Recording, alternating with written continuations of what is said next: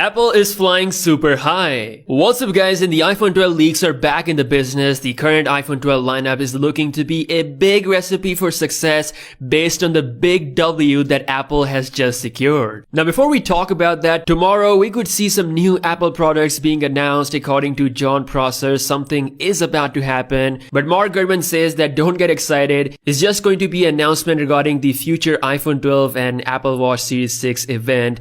We'll see who is right. According to John, we might see the Apple Watch Series 6/iPad Air 4 with the possible Face ID design tomorrow. Really excited for it. Let me know what you think will happen in the comment section below. Alright, so Omedia is back with its full report on global smartphone sales, and guess what? The iPhone 11 still is the reigning, defending, undisputed heavyweight champion of the global sales. Last year it was the iPhone XR, and this time it's the successor, the iPhone 11, with almost 10 million more units being sold than the iPhone XR. It's also worth noting that there is no Galaxy S flagship phone in the list anywhere, which is kinda alarming. To be honest, this year Samsung took some really insane decisions. Their pricing went to the sky, with the Galaxy S20 series starting at $1,000 all the way up to $1,400 with their Ultra model. And then some even more dumb decisions like launching a plastic flagship phone for the first time since Galaxy Note 4. Yes, I'm talking about the clown aka Galaxy Note 20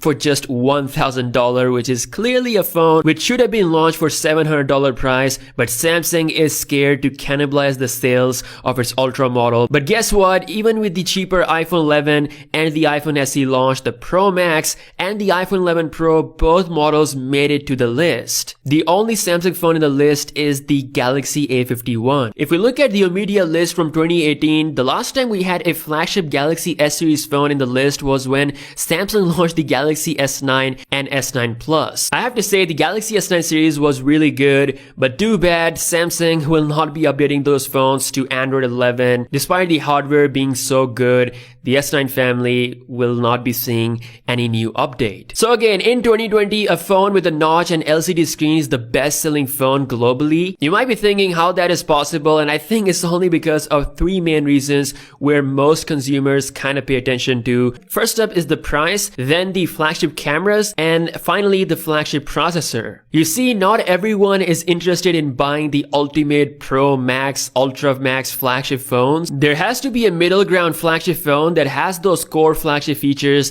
but at the same time, it has to have a really attractive price. Apple took this concept to an even more affordable level with the iPhone SE 2020, and as you can see, it has already made it to the list. Guys, it's all about the game of value. Apple were the first one to touch the $1,000 mark with their iPhone X, and everyone thought that in the future the pricing will go way beyond, but they actually kind of stayed at that level, whereas other brands jumped way more. Again, all about game of value. Apple knows it, which is why they are literally doing everything they can to keep the starting price of the iPhone 12 5G series at $699, similar to the iPhone 11, despite having 5G and all the expensive features, where if you look at the rivals, their pricing has gone way up compared to the previous generation, all because of 5G, knowing that there are several countries out there who don't have 5G connectivity, yet we have to pay the same amount for the features we can't really take advantage of. So now Apple is the one giving cheaper flagships. This year we're looking at 4 iPhone 12 models, with the starting iPhone 12 being the most powerful compact flagship on the market. Right now there is no competition at all, like no Android brand is interested in making compact flagships anymore, which is why it's gonna be a very easy win for Apple. I won't be surprised if the iPhone 12 again becomes the best selling phone globally. Now because of the current success, Apple is coming strong with reported orders of whopping 75 million units of the iPhone 12 5G series, with eventual expectation of shipments crossing 80 million units. Bloomberg further reports that the design of the iPhone 12 series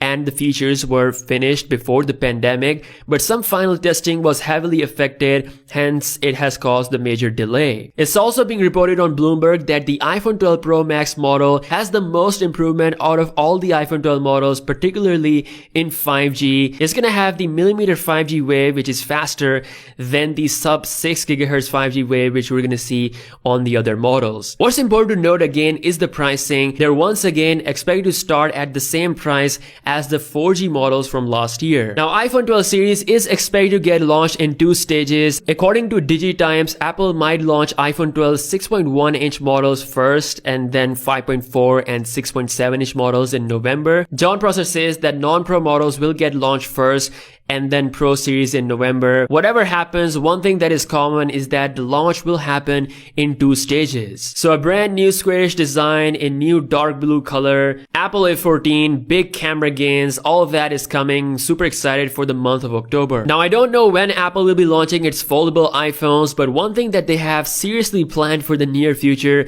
is the Apple Glass. We have a brand new patent that describes Apple's new eye tracking tech for its future Apple Glass. The patent describes that Apple Glass will be able to accurately track the users of eyes, especially when the head is not moving. A new eye tracking system is discussed with a built-in camera that will apparently take images of your eyeballs and then send all the information to the processor in order to accurately track the movements of the eyes. Rumors says that we might see this next year. Speaking of next year, Apple is also working on AirPods 3, which will be launched in the early 2021.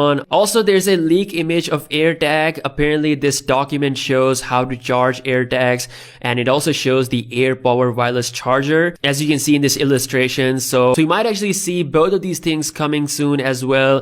AirTags is looking like a really good accessory that will help you to track all your things without any problem. No need of internet connection or GPS. It will work hand in hand with your iPhone. All in all, super excited for October. If you guys enjoyed this video, be sure to give it a thumbs up. Also, if you want to check out the full iPhone 12 concept, you can check the links in the description. If you make smartphone concepts and you want your work to be featured, then feel free to send me an email or contact me on my Instagram. As always, I'll catch you guys in the next one. Peace out.